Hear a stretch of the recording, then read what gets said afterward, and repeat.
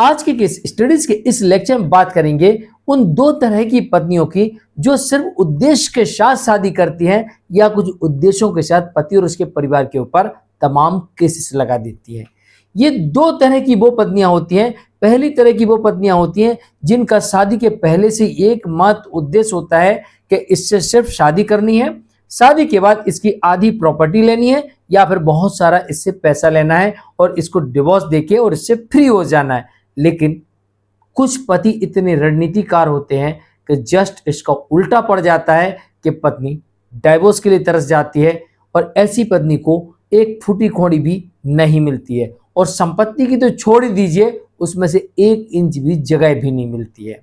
और कुछ इस तरह की पत्नियां होती हैं कि पति और उसके परिवार के ऊपर इस उद्देश्य से झूठे केसेस करती हैं कि पति मुझे मेंटेनेंस भी देगा, मैं इससे एलोमनी भी लूंगी, मैं इसे कभी डिवोर्स भी नहीं दूंगी और तो और इसकी आधी संपत्ति भी ले लूंगी, इसे बर्बाद कर दूंगी, इसे जेल भिजवा दूंगी, इसकी नौकरी खा जाऊंगी। लेकिन जस्ट इसका उल्टा होता है कि पति बर्बाद नहीं होता है, पति की नौकरी नहीं जाती है, पत्नी को 1 पैसा भी नहीं मिलता है, ना मेंटेनेंस मिलता है ना एलोमनी मिलती है। और उल्टा यहां पर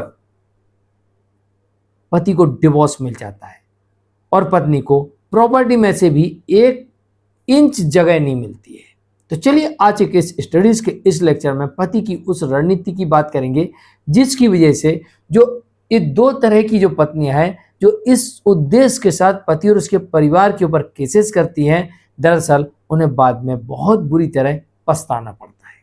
जय जिनेंद्र हूं क्रिस जैन। वीडियो को लाइक और शेयर कर दीजिए और इस तरह के जजमेंट्स का पैकेज पाने के लिए जिसमें लगभग आपको 200 जजमेंट्स मिलेंगे या अन्य किसी जानकारी के लिए दिए गए नंबर पर आप हमें संपर्क कर सकते हैं। चलिए शुरुआत करते हैं। नंबर वन, ऐसे केसेस जहां पर पति और उसके परिवार वालों के विरुद्ध तमाम झूठे आरोप लगाकर उनके ऊपर केस कर देती है, भर भर के झूठे आरोप लगाती है। ऐसे मामले में आमतौर पर देखा गया है कि मामला डाइवोर्स की तरफ चला जाता है। और जब बात आती है आरोपों को साबित करने की और पत्नी उन आरोपों को साबित करने में विफल हो जाती है, तो फिर यह मान लिया जाता है कि पत्नी बिना किसी कारण के अलग रह रही है। और जब बिना किसी कारण के अलग रह रही है तो यह नियम ये कहता है कि ऐसी पत्नी को ना मेंटेनेंस ना एलोमनी, कोर्ट कुछ ना दे, ऐसा हो सकता है और पति को इस मामले में डिवोर्स मिल सकता है। दूसरे कुछ इस तरीके के केसेस भी देखे जाते हैं जहां पर पत्नी की ये सोच होती है कि उसे मेंटेनेंस और एलोमनी मिल जाएगी,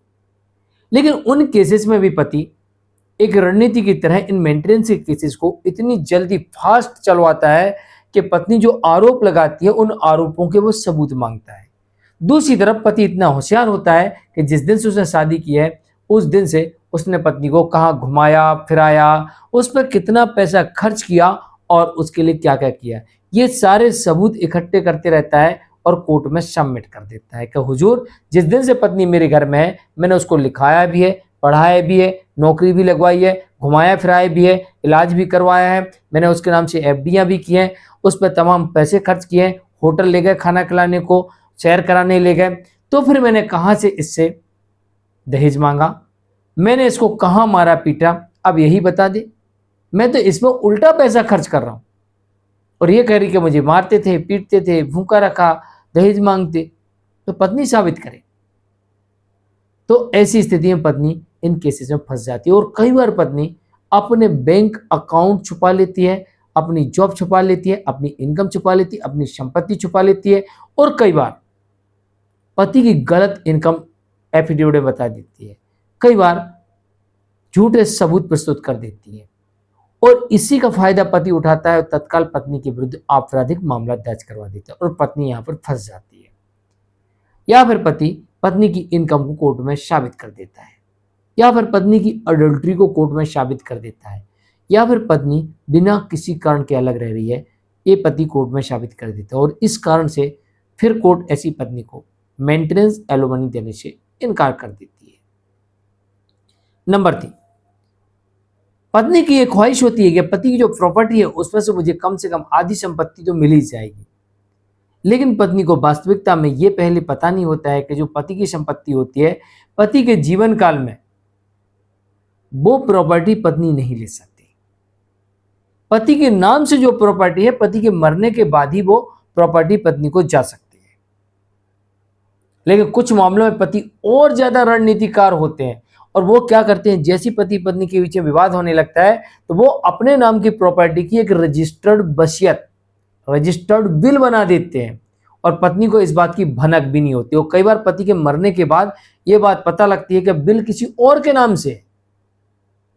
तो पति के मरने के बाद भी पति के नाम की संपत्ति पत्नी को नहीं मिल पाती है, क्योंकि पति पहले से बिल किसी और के नाम से बना गया,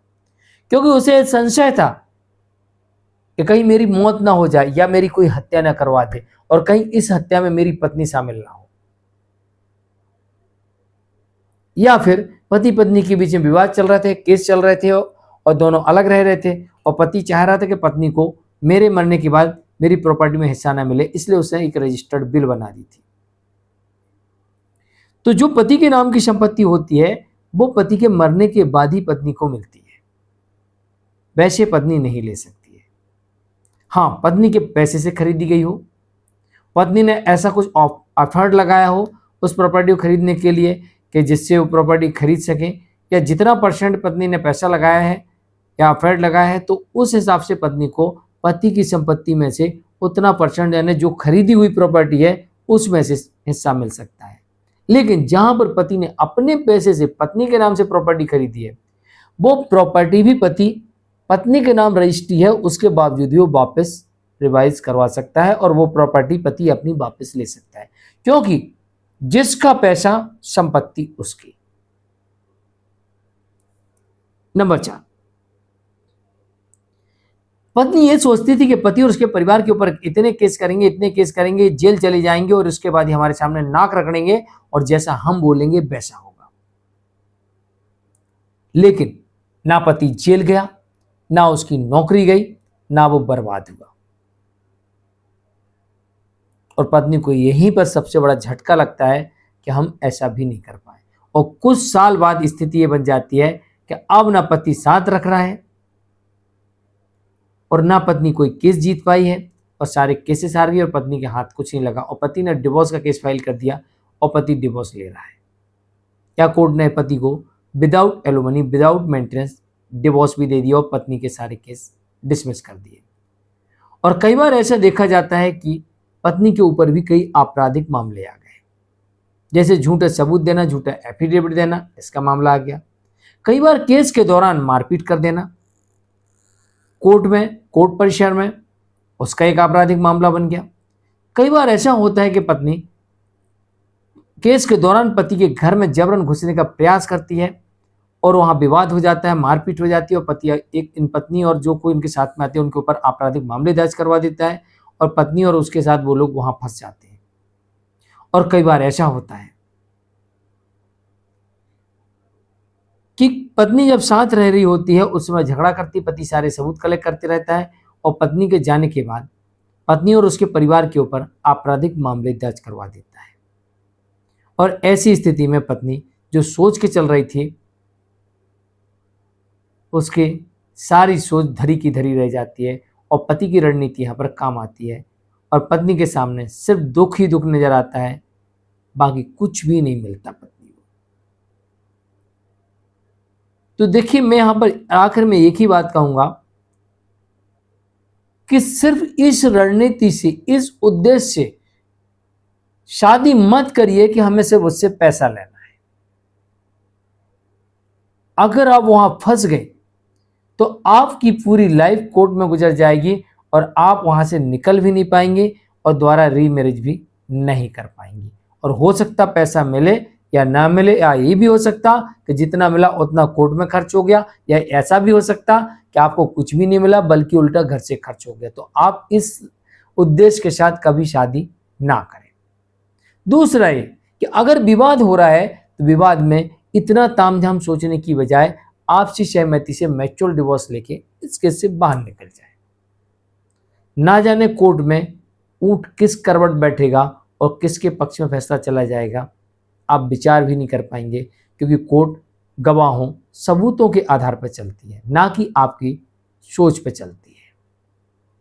इस बात का ध्यान रखिए। मैं हूं मुकेश जैन, आज के लिए इतना ही।